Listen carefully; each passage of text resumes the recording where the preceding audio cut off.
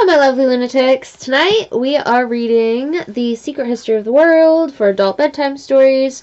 Usually we don't do 2 adult bedtime stories in a row, but chapter 1 of this book was the very first video we ever did on the channel, and we're already over 100 videos in, and we still haven't finished the book. And I know this is a lot of you guys' favorite. This is the top in the analytics and all that. So we're going to continue on reading this. We are on chapter 14, The Mysteries of Greece and Rome. Let's get to it. Alright, chapter 14 of The Secret History of the World by Mark Booth. Read by me, Vibewithluna. The Mysteries of Greece and Rome, the Eleusinian Mysteries, Socrates and his daemon, Plato as a magus, the divine identity of Alexander the Great, the Caesars and Cicero, the rise of the Magi. By the way, if you have not subscribed already, please do that. We are at 398 right now, so we're only 2 away from 400. Very excited. Y'all are superstars. Keep up the good work.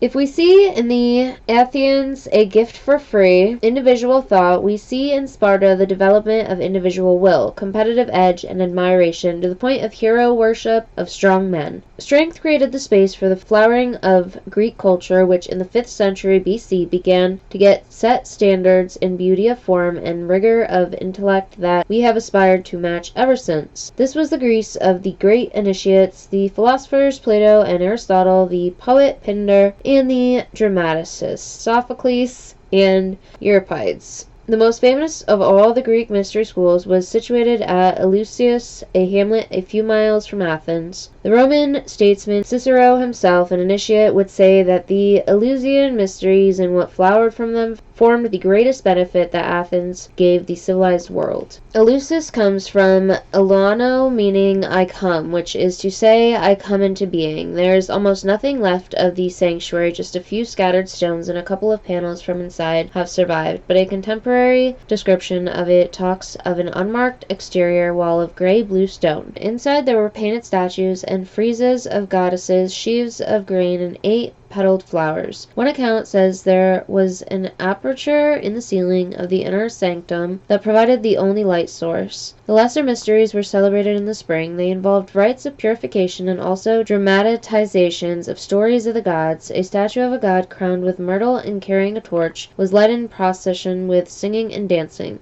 The god was sacrificed and died for 3 days, when the sacrificed god was represented as being raised from the dead. The assembled hierophants and candidates shouted, I chose, I chose, I chose. There was also an overtly sexual element in these celebrations.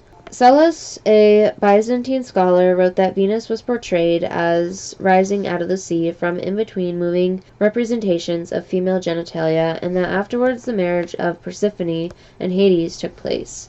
It was recorded by Clement of Alexandria that the rape of Persephone was enacted, and it was also said by Athenagoras that during this bizarre, violent, almost surreal drama, she was portrayed as having a horn on her forehead, perhaps symbolizing the third eye. There were accounts of ceremonial pouring of milk from a golden vessel in the shape of a breast. On one level, this is obviously connected with the worship of the mother goddess, but it should alert us to the fact that on a deeper level, these ceremonies were concerned with life after death. We know from Pythagoras that the Milky Way was conceived of a vast river or troop of spirits. The star-like spirits of the dead ascended through the gate of Capricorn and up through the spheres. Before descending back into the material world, though, the gate of Cancer, Pindar said, happy is he who has seen the mysteries before being buried beneath the ground, because he knows what happens as life ends. Sophocles said, thrice happy are those who have seen the mysteries before they die.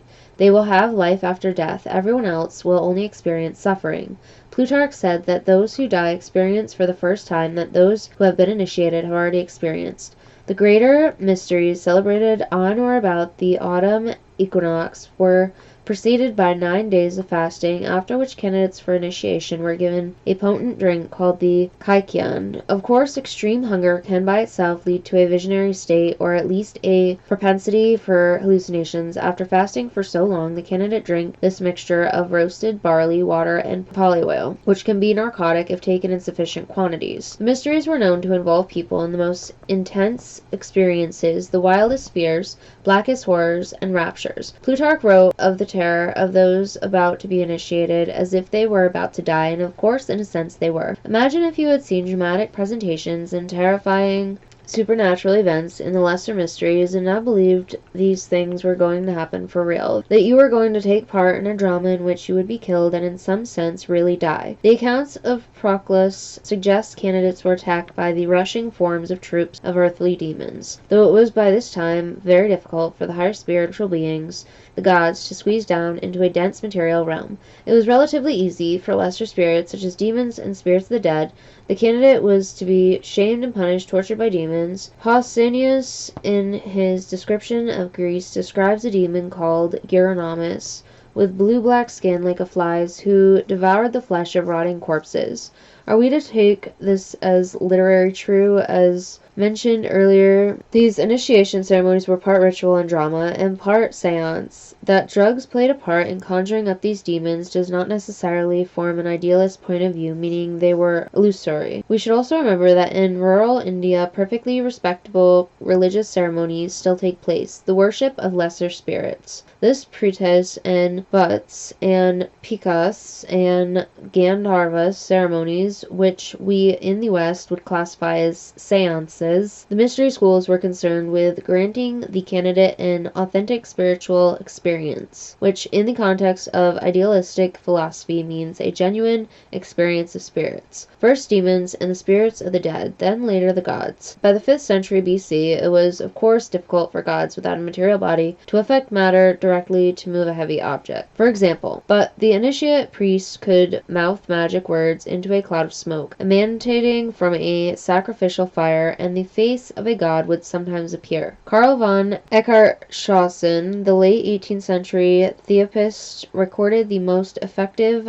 fumigations for causing apparitions: hemlock, henbane, saffron, aloe, opium, mandrake, salarum, poppy seed, asafoetida, and parsley. The miraculously life-like statues for which Greece is famous emerged from the mystery schools. Their original function was also to help bring the gods to earth, to materialize. We know from the earlier use of statues in Egypt and Sumeria that it was intended that the gods occupy them, live in them as their physical bodies, and make them come alive.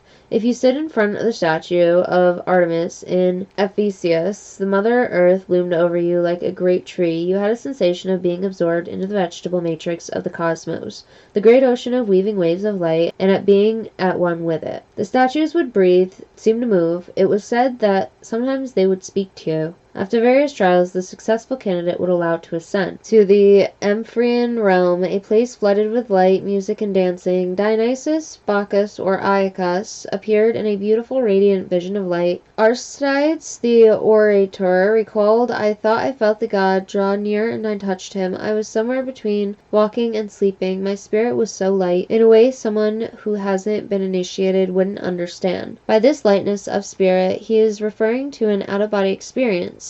It also seems clear that the gods sometimes occupied ethereal vegetable bodies at the climax of the mysteries and appeared like luminous spectres or phantoms. So the process of initiation gave direct, existential, undeniable first-hand knowledge that the spirit could live outside the body, and well, in this state the candidate became a spirit among spirits, a god among gods. When the new initiate was born again into the everyday material world, when he crowned as an initiate, he retained many godlike powers of perception and abilities to influence events. The experience of initiation was therefore a mystical one. However, as we have seen in the case of Pythagoras, practical and even scientific knowledge was shown to be implicit in this experience too. After initiation, the Hierophant would elucidate what the new initiate had just experienced, drawing arcane disclosures from a book made of 2 stone tablets, called the Book of Interpretation. They explained the way the material world and the material human body had formed, and the way both were directed by the spirit worlds.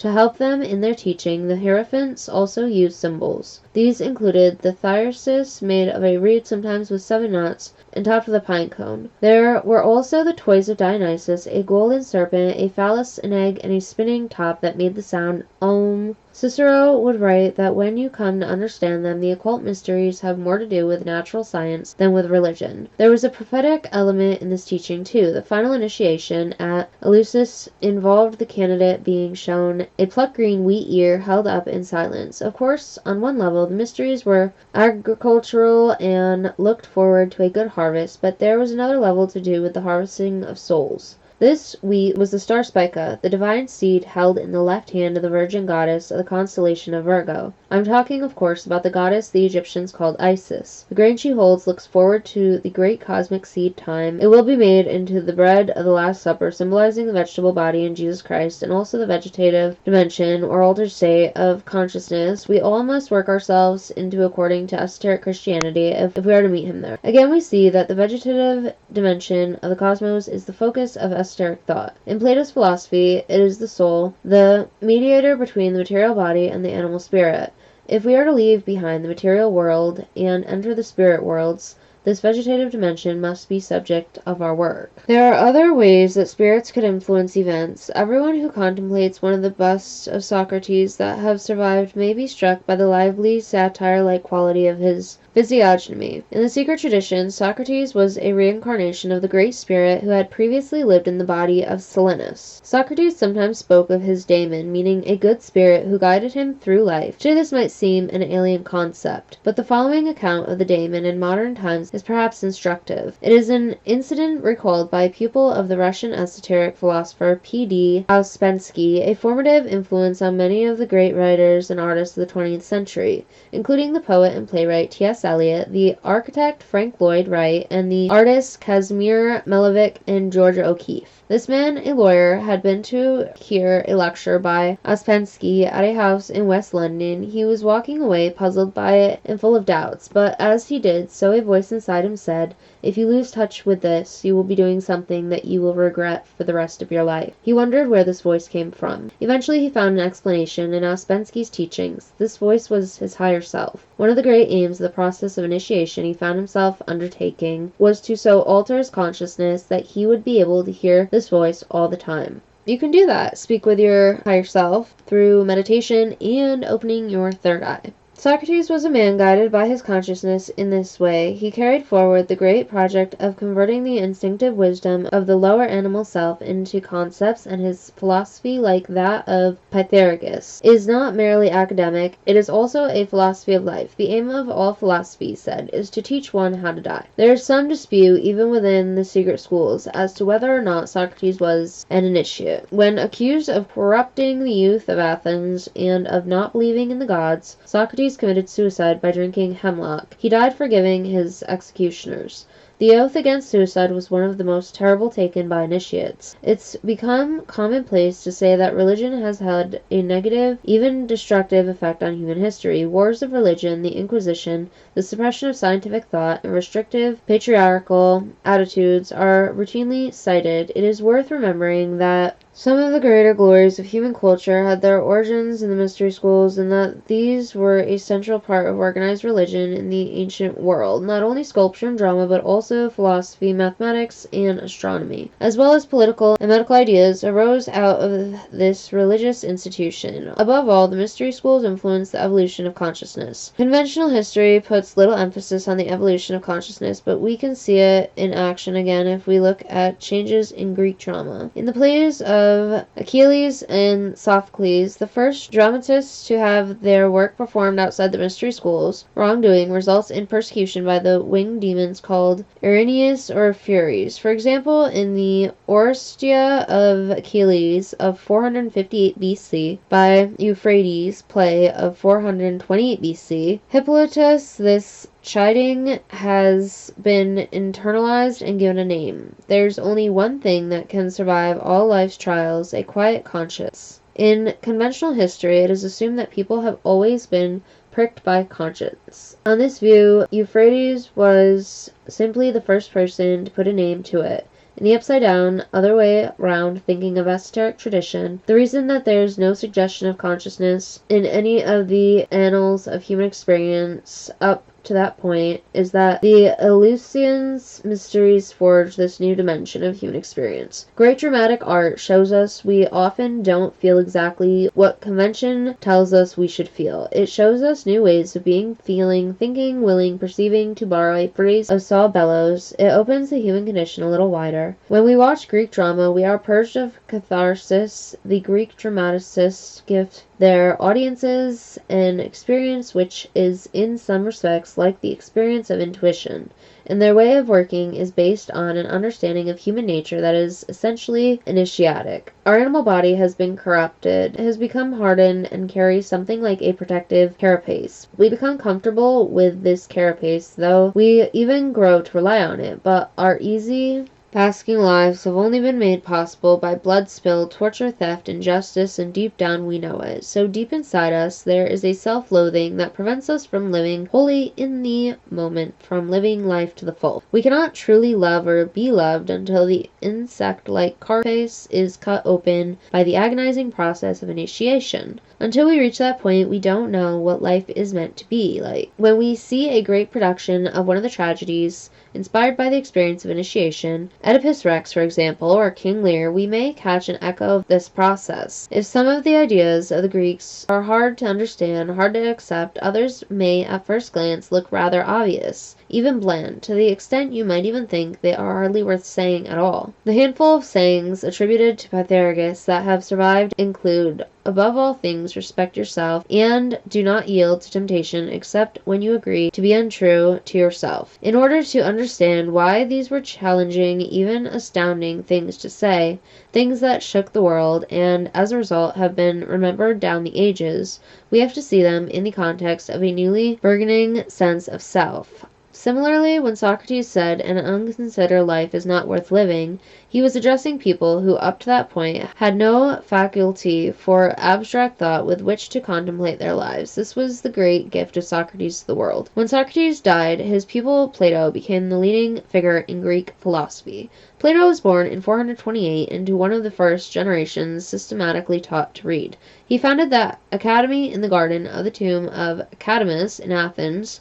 His dialogues are the greatest expression of the mind before matter philosophy called idealism that is at the heart of this book. In The Secret History, everyone had experienced the world in an idealistic way up to this time. Everyone's form of consciousness was such that he would not have questioned that ideas are a higher form of reality than objects. Everyone believed this unthinkingly, instinctively. It only became necessary for a great initiate to conceptualize the idealistic worldview and write it down in systematic terms at the point when consciousness had evolved to a stage that people could convince of the opposing point of view. Plato's pupil, Aristotle, made that philosophical leaps forward that would lead to the materialism that is the dominant philosophy today. Plato's idealism is easy for us to misinterpret it. It naturally seems to us to follow that if the material world is a precipitate of our mental process, we should be able to manipulate the world in a very obvious and direct way, just by thinking about it. In fact, if the world is nothing more than a sort of giant hologram, then couldn't it just be switched off? In the Principles of Human Knowledge, Bishop Berkeley, the most influential philosopher of idealism in English, advocated a version of idealism according to which matter has no existence independent of perception. And this is the version of idealism most familiar to students of philosophy in Anglo-American universities. But as a matter of historical fact, it is not the position held by the great majority of people throughout history who have believed in idealism. As I have already suggested, these people experienced the world in an idealistic way. Their faculty of imagination was much stronger than their faculty for thinking, which was then only beginning to develop. They believed that the objects of the imagination are more real than the objects of the senses, but this does not necessarily mean that the latter are totally unreal. Most people in history who have believed in idealism as a philosophy of life have believed in matter being precipitated out of mind. as a historical process that took place gradually and over vast periods of time. They have also believed and still believe that the hologram will, as it were, be switched off, but again gradually and over equally vast stretches of time. Today's university students debating the pros and cons of idealism probably find it difficult to equate Platonic ideas with gods and angels, as we have been doing. This association risks seeming crudely anthropomorphic to modern sensibility. But again, as a matter of historical fact, people who believed in idealism as philosophy of life have always tended to believe in spirits, gods, and angels. When considering the great world weaving cosmic thoughts, the active principles behind the appearances of things, many idealists have asked themselves how far it is appropriate to consider them as conscious beings like ourselves. Idealists like Cicero and Newton have considered these intelligencers, to use Newton's name for them, neither as crudely impersonal nor crudely personal. Cicero and Newton were neither crudely polytheistic nor crudely monotheistic. They experienced life as meaningful and the cosmos as meant. They believed then that indeed something like human consciousness is built into the structure of the cosmos. And crucially, initiates of the secret societies, like initiates of the mystery schools, encountered them disembodied intelligences and altered states of consciousness.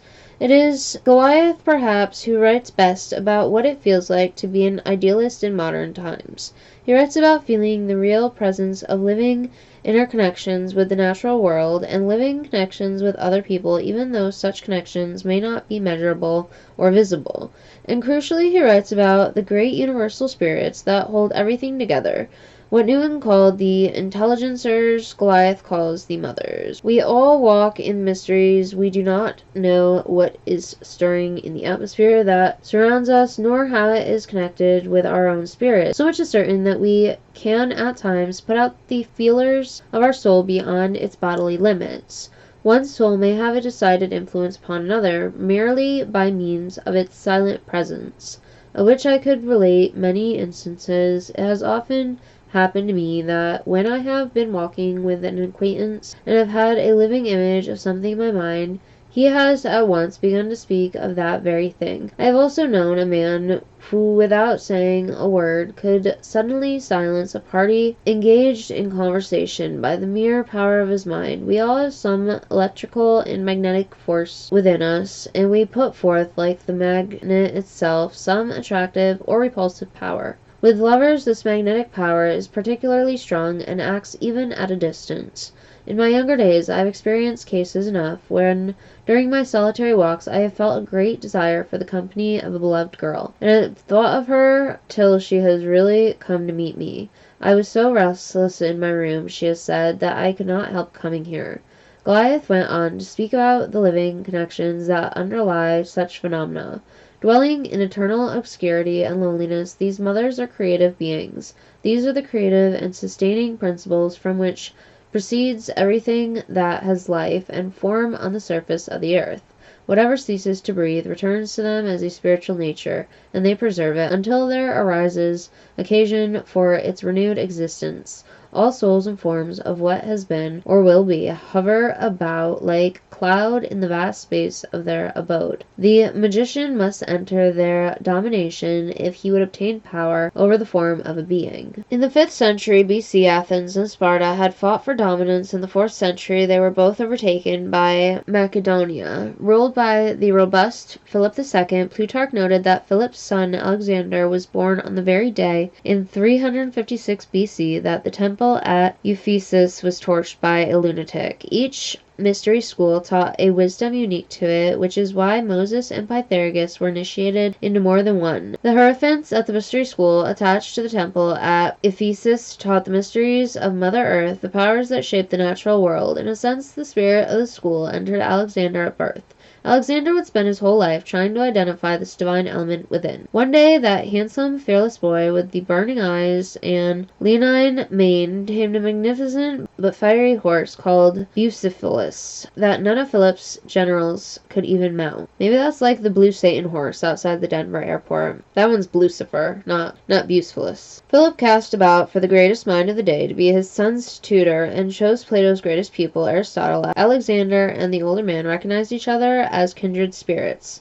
As soon as Plato gave formal conceptual expressions to idealism, it was inevitable that its opposite would quickly be formulated instead of deducting the truth about the world from immaterial universal principles. Aristotle collected and classified the data of the material world. He worked out physical laws by a process of abstraction. Aristotle was therefore able to invent an entirely new and modern way of describing the hidden powers that shape nature. It is often said that the Roman Empire provided a vehicle for the spread of Christianity, and in the same way Alexander created the largest empire the world had seen. This then became the vehicle for Aristotle's philosophy. Philip was assassinated when his son was only 20, but immediately Alexander established himself as a ruler of genius and an unbeatable military commander. In 334 BC, he led an army into Asia, defeating the Persians at the Battle of Issus, even though they were outnumbered by as many as 10 to 1. Then he swept south through Syria and Phoenicia, before conquering Egypt, where he founded the city of Alexandria. Wherever he went, he founded city-states on the Greek model, spreading Greek politics as well as Greek philosophy. It was part of Alexander's mission to save the newly evolved consciousness forged by initiates such as Plato and Euphrates from being swamped by the greater wealth, grandeur, and military might of Asia. More particularly, he was to save the new rationality from being swept away by ancient ritualistic clairvoyance and picture consciousness. In 331 BC, Alexander defeated the Persians again,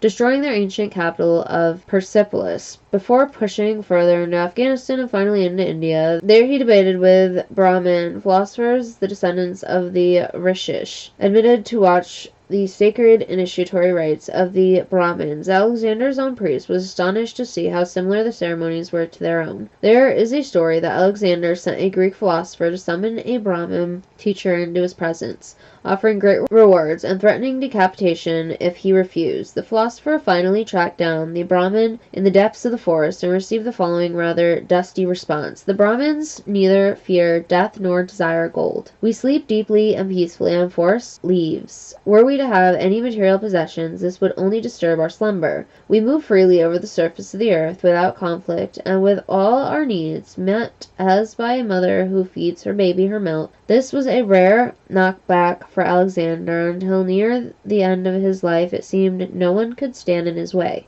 As has happened only a few times in history, an individual seemed able to bend the whole world to his will. As I suggested, Alexander's entire life can be seen as a quest to understand the origins of this divine power. At different times, both Perseus and Hercules were claimed as his ancestors according to variant traditions. Aristotle had given Alexander a copy of Homer's Iliad, which he learned off by heart, and he sometimes saw himself as a demigod like Achilles. In 332 BC, he went on an expedition to the temple of Ammon at the desert oasis of Siwa, some 500 miles west of Memphis in Egypt. It was said he nearly died on this expedition, though this may be a reference to a mystical death. What is certain is that he was recognized by the priest and initiated there. It is sometimes speculated that the priest might have told Alexander he was the son of Ammon Zeus. It is supposed that the ceremonial horns he took to wearing afterwards were a mark of this. In some countries he conquered, he was remembered as a horned man. In the Quran he appeared as Dul Quranian, which means the two-horned one. But according to the secret history, these horns are the horns of a hunter we have already met, and two fiercely loving friends, Gilgamesh and Enkidu, separated by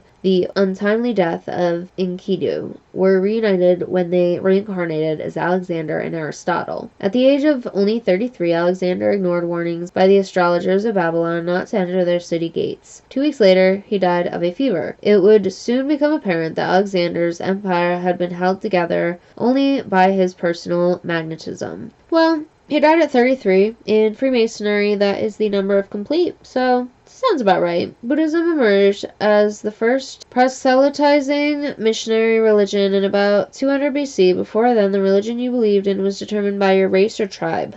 Now the human condition was changing. For the uninitiated, the spirit worlds were a fading vision, leaving faint traces, hard to be certain of, difficult to discern. Inspired by Pythagoras, Socrates, Plato, and Aristotle, people were developing a capacity for deductive and inductive thought. they were able to weigh up arguments on either side. By 140 BC, Rome was the capital of the world and a vortex of ideas. A citizen might have very different belief systems to choose from. The official cult of the planetary gods, the Neo-Egyptian worship of Serapis, Epicureanism, Stoicism, the philosophy of the Peripatetics, and the Persian cult of Mithraism. Buddhist monks and Indian Brahmins had certainly reached Alexandria. For the first time in history, choosing one of these belief systems could be a matter of personal choice. Individuals might choose in proportion to the evidence, or they might choose what they wanted to believe. With the rise to dominance of the Roman Empire, therefore, we reach the age of inauthentic faith, a cynicism and a conscious cultivation of sensibility that was entirely new. When we think of Rome, we picture sophistication and grandeur, but also paranoia. If we compare the Greece of Pentacles with the Rome of the Caesars, we see in the latter the same kind of overbearing pomp, elaborate, awesome rituals of smoke, incense, and clashing cymbals that had earlier been used to hypnotize peoples into obedience to Baal. Now it was used to hypnotize people into believing that various strange and egomaniacal members of the ruling elite were in fact gods.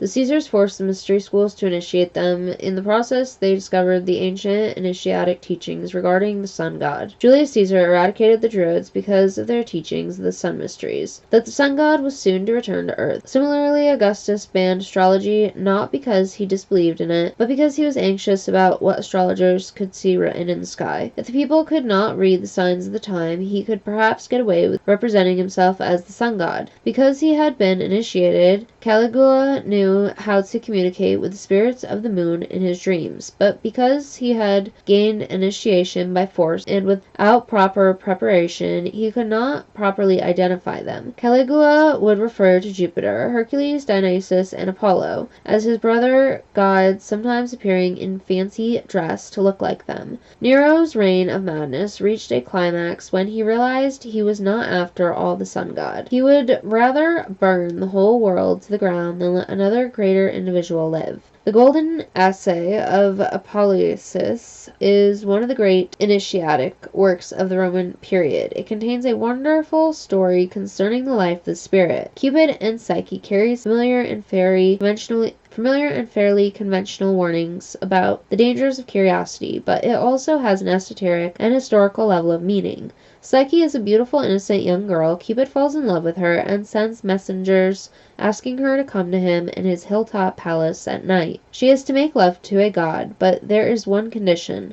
Their love-making must take place in total darkness. Psyche must take it on trust that she is enjoying the love of a god. It's a little sketch. Her elder sister is envious, though. She taunts her and tells her that it is not a beautiful boy god she's making love to, but a hideous giant serpent. One night, Psyche can resist no longer, and while Cupid is in a post-coital slumber, she holds an oil lamp over him. She is delighted to discover the gloriously beautiful young god, but at that moment a drop of burning oil falls on him and wakes him. Psyche is banished from his presence forever. The double meaning in the story is this: the god really is a hideous serpent. This is the history of the Nephilim, of the entry into the human condition of the serpent of animal desire, but told from the human point of view. The mystery schools were falling into decay, as we have seen. Excavations of the entrances to the underworld at Baia in southern Italy revealed secret passageways and trapdoors used to help convince the candidates that they were having supernatural experiences.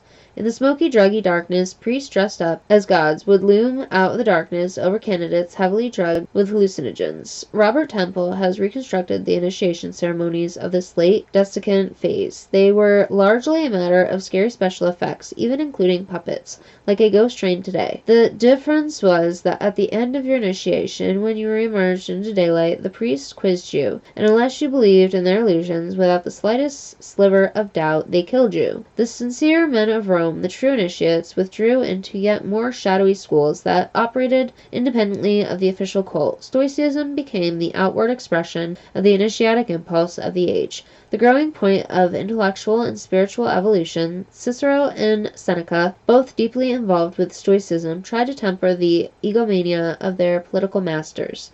They tried to argue that all men were born brothers and that the slaves should be set free. Cicero was an urban and sophisticated man and one of the great forces for reform into the Roman Empire. He looked upon his initiation at Eleusis as the great formative experience of his life. It had taught him, he said, to live joyfully and to die hopefully. If Cicero looked askance at the plebs' vain and superstitious beliefs in venal gods, he was also tolerant of them. He held that even the most ridiculous of the myths could be interpreted in an allegorical way. In the nature of the gods, he gives a passionate exposition of the Stoic idea of the moving spirit of the universe.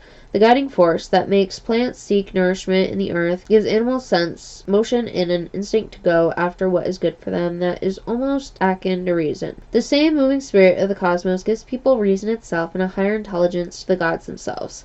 The gods should not really be imagined as having bodies like our own, but are clothed in the most ethereal and beautiful forms, he writes, too, that we can see their higher inward purpose in the movements of the stars and planets. When Rome's political machinations finally caught up with Cicero, he stoically bared his neck to the centurion's sword. Seneca also believed in this cosmic sympathy of the Stoics, and the ability of adepts to manipulate the symphony for their own ends. His play Medea probably quotes real magic formula used by the black magicians of the day. Medea is portrayed as being able to direct her power of concentrated hatred so strongly that she can change the positions of the stars. In this age of disenchantment, it also became possible to consider that the gods might not exist in any form. Among the intellectual elite, the Epicureans were formulating the first materialistic and atheist philosophies. What remained was belief in the lowest levels of spirits, the spirits of the dead, and demons. If you read literature of the time, such as the Gospels of the New Testament, you see they record that the world was experiencing an epidemic of demons.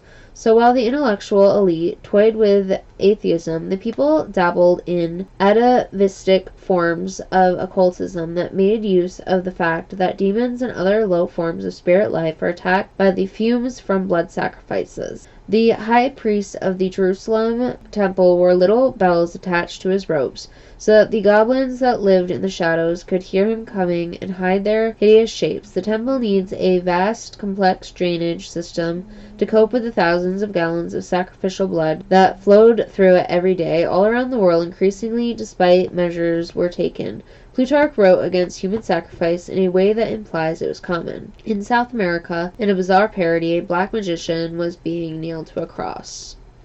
And that, my lovely lunatics, is the end of chapter 14. So next time we read The Secret History by Mark Booth, we will be on chapter 15, The Sun God Returns. The Two Jesus Children, The Cosmic Mission, Crucifixion in South America, The Mystic Marriage of Mary Magdalene. That one sounds super interesting, yeah? Alright, thank you so much for watching this Adult Bedtime Stories. I will see you next time. If you have not already subscribed, please do that. Ring the notification bell so you always get notified when I upload a video. Smash the thumbs up button because it helps YouTube show the video to more people. And comment what your favorite part of the chapter was. Thank you so much, my lovely lunatics. Until next time, goodbye.